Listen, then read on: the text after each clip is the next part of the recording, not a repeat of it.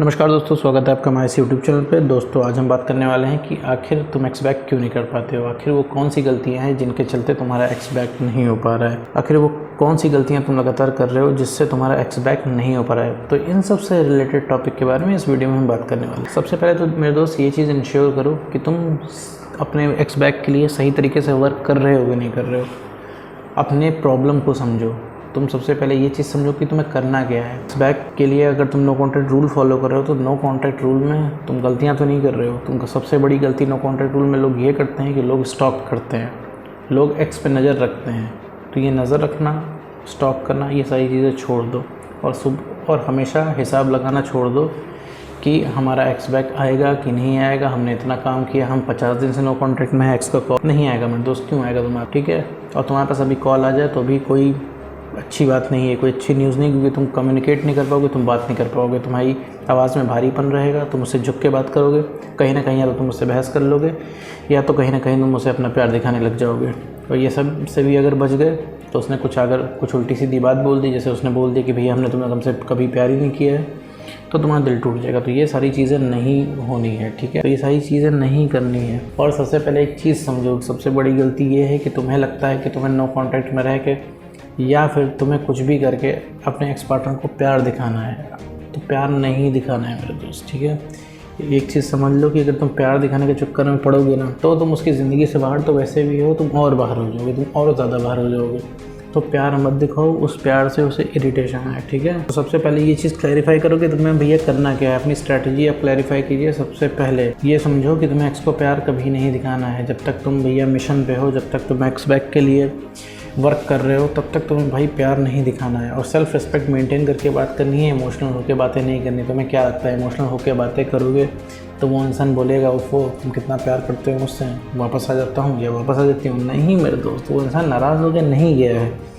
उसके आगे तुम जितना भी माथा फोड़ लोगे, ठीक है, कुछ भी कर लोगे, कुछ भी XYZ कितना भी एफर्ट लगा लोगे, तो इंसान नहीं आना है, क्योंकि वो मन बना चुका है तुम्हारी ज़िंदगी जाने का। तो उसका फ़ैसला तुम नहीं चेंज कर सकते हो।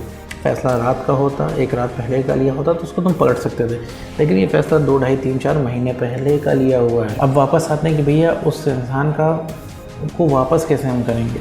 अब आता है मुद्दा कि भैया उस इंसान को वापस कैसे करेंगे।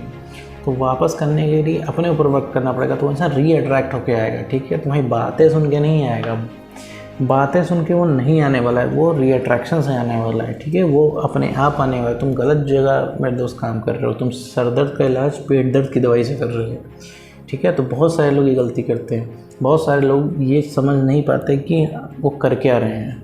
तो ये चीज़ समझो कि नो कॉन्टैक्ट रूल में या फिर एक्स बैक करने के लिए तुम कोई भी प्रोसीड्यूर फॉलो कर रहे हो तो तुम्हें अपने एक्स को प्यार नहीं दिखाना है, अपने एक्स के लिए अवेलेबल नहीं रहना है, रिलेशनशिप की बातें नहीं करनी है, पुरानी बातें नहीं करनी है, और सवाल जवाब नहीं करने उस इंसान से। तुम्हारा भाई एक्स पार्टनर तुमको ब्लॉक क्यों कर देता है, कभी तुमने सोचा? तो एक्स पार्टनर सिर्फ इस वजह से ब्लॉक करता है क्योंकि तुम उसकी ज़िंदगी में बुरी तरीके से घुस चुके होते हो। तुम सिर्फ सवाल जवाब करते हो, इमोशनल बातें करते हो, पुरानी बातें करते हो, उस इंसान की तुम पर्सनल स्पेस ख़त्म कर देते हो, ठीक है। वो जब तक वो इंसान बोल नहीं देता कि भैया ठीक है हम आ जाएंगे रिलेशनशिप में, तब तक तुम नहीं मानते। हालांकि वो इंसान बोलता नहीं है, तुम यही चीज़ सुनना चाहते हो, वही चीज़ वो बोलता नहीं है। जितनी बार तुम उस इंसान से रिक्वेस्ट करते हो उतनी बार वो ना करता है, और जितनी बार वो ना करता है तुम्हारा और ज़्यादा मन करता है उससे बात करने का, ठीक है मेरे दोस्त। तुम हर बार उससे सवाल जवाब करते हो, क्यों जा रही हो, क्यों जा रहे हो, तुम्हारे वादों को क्या हुआ, एंड ऑल दुनिया भर की चीज़ें। और ये सब सुनने में तुम्हारे एक्स पार्टनर को बिल्कुल भी इंटरेस्ट नहीं होता है। अब तुम समझ लो तुम्हारी हालत ये हो चुकी है कि तुम्हें यूट्यूब पे आना पड़ रहा है और एक तीसरा इंसान तुम्हें बताया है कि तुम्हारे एक्स को चाहिए क्या। तुमने अपने एक्स के साथ रिलेशनशिप बिताया, ठीक है, 95% तुमने अपनी लाइफ का उसके साथ शेयर किया, और आज तुम्हारा दिमाग इतना ब्लॉक हो चुका है कि तुम्हें पता ही नहीं चल पा रहा है कि इसे चाहिए क्या। तो मेरे दोस्त, ये सिर्फ इस वजह से हो रहा है कि तुम्हारा कॉन्फिडेंस कम है, ठीक है। तुम्हें नहीं समझ में आ रहा है इतनी भयंकर तरीके से उस इंसान से बात करने की तुम्हें तलब है कि उसके आगे पीछे तुम्हें कुछ दिखाई ही नहीं पड़ रहा। तुम अपने एक्स को मेरे दोस्त नहीं जानते हो। तुम्हें अगर लगता है तो अपने एक्स को जानते हो तो मेरे दोस्त ये बिल्कुल गलत है, बिल्कुल बहुत ज़्यादा भ्रम में हो। क्योंकि अगर तुम अपने एक्स को जान रहे होते तो तुम्हें यूट्यूब पर ना आना पड़ता, और तुम इतनी गलतियाँ ना कर रहे होते। तो ये चीज़ समझो, कॉन्फिडेंस तुम्हारा बढ़ जाएगा, तुम्हें खुद सही गलत समझ में आने लगेगा, तब तुम डिसीजन लेने के कैपेबल हो जाओगे, तुम्हारा कॉन्फिडेंस बढ़ जाएगा। अब तुमने अपने अंदर बेटरमेंट कर लिया होगा, तुम्हें मेरी नई वीडियो देखने की भी ज़रूरत नहीं पड़ेगी, तुम्हें खुद समझ में आएगा कैसे चीज़ों को हैंडल करना। तो पहले तो मेरे दोस्त अपने आप को सही करो, तो वापस आते हैं मुद्दे पे, अगर एक्स बैक तुम नहीं कर पाए तो इसमें सबसे बड़ी गलती ये है कि तुम अपने एक्स पार्टनर को स्टॉप करते हो। तुम अपने एक्स पार्टनर को ये शो करने की कोशिश करते हो कि तुम उसे कितना प्यार करते हो, ठीक है।